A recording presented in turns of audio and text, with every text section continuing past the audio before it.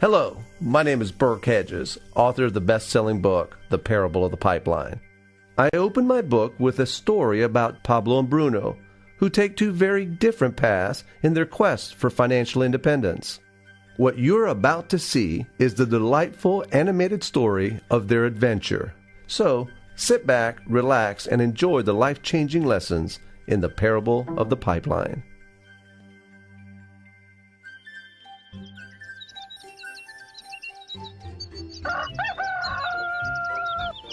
Far away, in a small village, near a beautiful valley, lived two friends, Pablo and Bruno. They were both young and dreamed of a better life for themselves.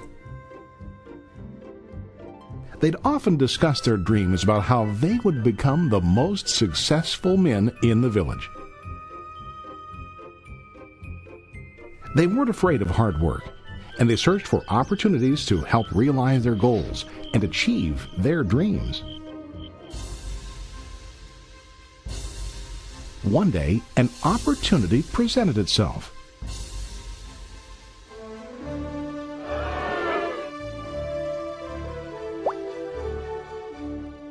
The mayor of the village decided to hire two people to bring water from a spring up on the mountain, across the valley, back down to the village.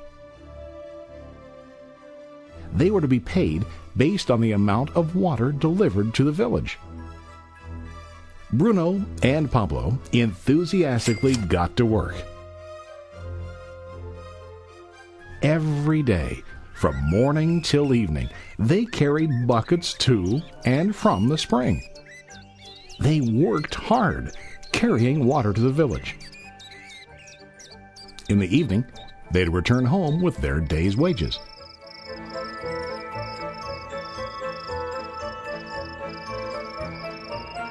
Bruno was satisfied with his work and the money he earned.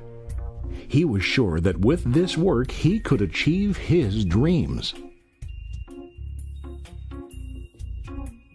Bruno thought that to increase his wages he could use bigger buckets to bring more water each trip.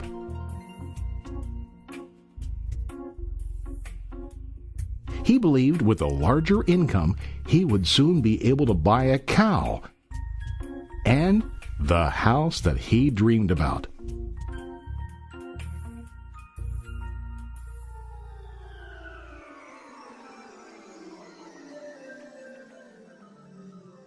Now Pablo was not satisfied. At the end of the day, his back and hands ached, and he was exhausted. He was looking for an easier way to earn more. One day an idea occurred to Pablo. He imagined building a pipeline to deliver the water from the mountain spring to the village. With this pipeline, he could get more water to the village without carrying buckets back and forth from the spring to the village. Soon, he got very excited about his idea and began to plan. Pablo, of course, shared his idea with his friend Bruno and asked him to join with him to work on and help build the pipeline. Bruno thought the idea was crazy. All Bruno could think about was what his money could buy today and how to get it quicker. He felt that building a pipeline would slow him down and delay him in achieving his goals. Instead, Bruno got bigger buckets and went more often back and forth, fetching water. He was sure that with this method, he could make more money. Pablo decided to build the pipeline on his own.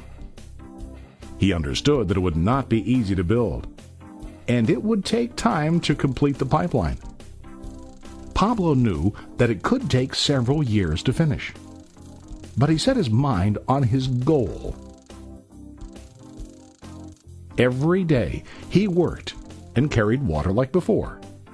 But on weekends and during his spare time, he worked hard to dig in the rocky soil and build his pipeline. In the first month, there was little to show for his work.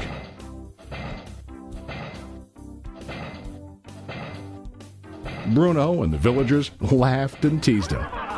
They called him Pablo the Pipeline Man. During this time, Bruno's income doubled. He already bought a cow and a bigger house. His lifestyle changed. He now spent time after work in the bar, enjoying his hard-earned wages from delivering water.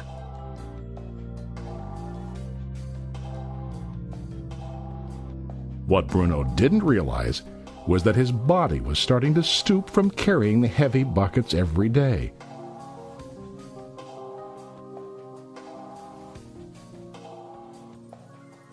His face looked worn and his body tired.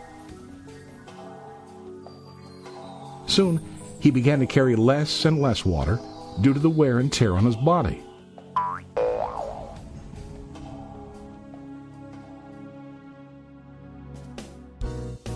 Month after month, Pablo worked.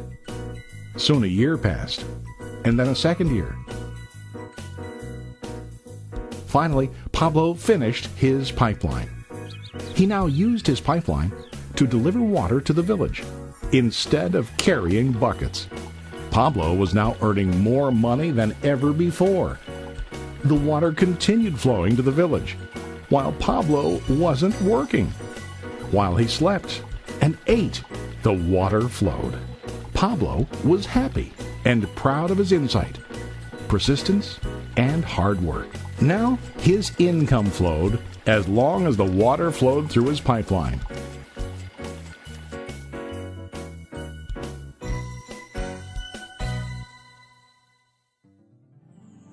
The story of Bruno and Pablo is a reflection of life.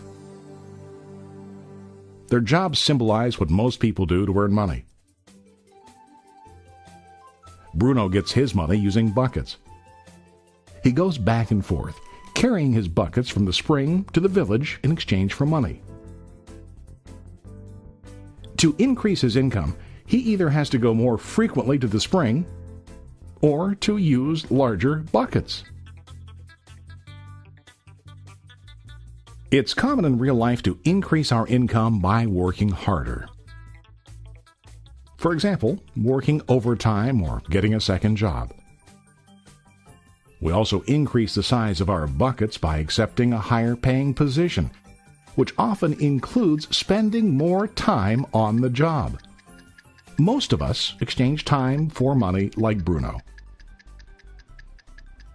We know that every person has only 24 hours in the day and that it's not possible to use all our time to work. The most difficult time comes when we can no longer exchange time for money due to age, health, or other reasons. Then, our income stops. Now let's review what Pablo did. Very wisely, Pablo did not exchange all of his time for a limited income, but he used some of his time to build a pipeline. He knew that the pipeline would bring ongoing income as long as the water flowed. An ongoing income that multiplied the time he worked each day. Pablo knew that someday, maybe because of age or health, he would no longer be able to exchange his available time for money. Pablo knew that if he could make his idea of a pipeline work, then he only has to do the hard work of building the pipeline. After the pipeline was completed, Pablo was able to monitor and maintain the flow of water to ensure that his income will continue. Pablo has shown us that to earn an income, we don't always have to directly exchange time for money. There really are better ways. How about you? Are you still like Bruno, who directly exchanges time for money? Or do you want to be like Pablo, building and maintaining a pipeline for ongoing income?